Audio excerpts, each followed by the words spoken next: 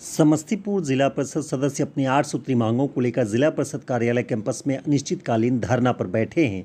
सदस्यों का कहना है कि उप विकास आयुक्त के उदासीन रवैये से जिला परिषद सदस्य के द्वारा किया जाने वाला कार्य ठप है, जिससे ग्रामीण क्षेत्र में बसे 80% जनसमूह के विकास कार्य में रुकावट आ रही है।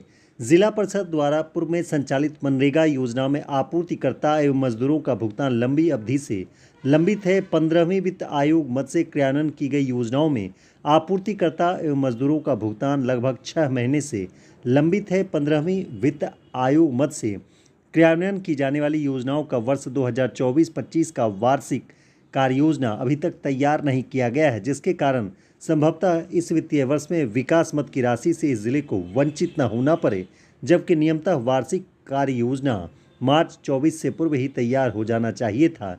सरकारी निर्देश के बावजूद भी विद्यालय सहायक और विद्यालय परिचारिका अनुकंपा पर नियुक्ति के लिए 6 माह पूर्व ही सारी प्रक्रिया पूरी हो चुकी है, लेकिन उन्हें नियुक्ति पत्र नहीं मिल रहा है।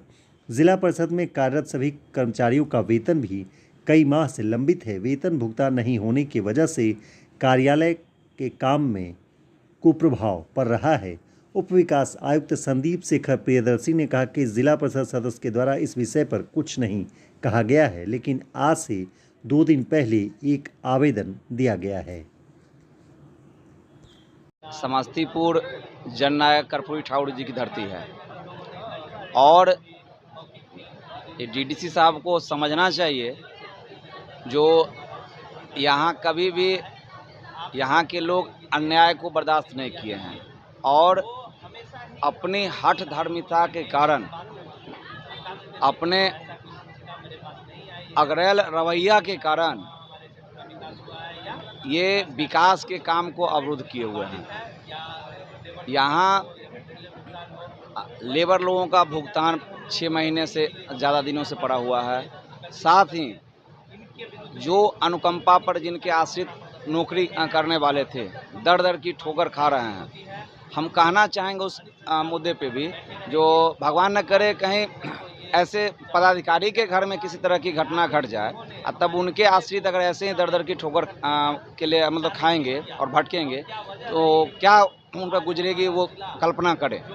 ऐसे ही हम लोग का मांग है, जो जितने भी त्रिस्तरीय जनप्रतिनिधि हैं, सभी लोगों का वेतन जो है बहुत दिनों से लंबित है। साथ ही जिला परिषद के कर्मचारी लोगों का भी वेतन लंबित है और इनके द्वारा ये 1200 करोड़ रुपए का घोटाला का आरोप जो लगाया गया है जिला परिषद पे, ये सरासर गलत है और इनसे हम मांग करते हैं, जो अगर गलत हुआ है, अगर आप सही हैं, आप अपने तत्वों, आप अपने बातों पे रहिए और आप दूध का दूध पानी का पानी कीजिए, आप में क्षमता है तो पानी का पानी कीजिए, लेकिन विकास के काम को अवरुद्ध आप किसी भी सूरत में यहाँ के लोग बर्दाश्त नहीं करेंगे। हम तमाम जनप्रतिनिधिगण इसका घोर विरोध कर रहे हैं, जो आप विकास के काम को अवरुद्ध करें। ये निरंतर आरोप लगाया जा रहा है। देखिए, बहुत विस्तार से हम आपको कुछ नहीं बता पाएंगे, क्योंकि इस धरना के बारे में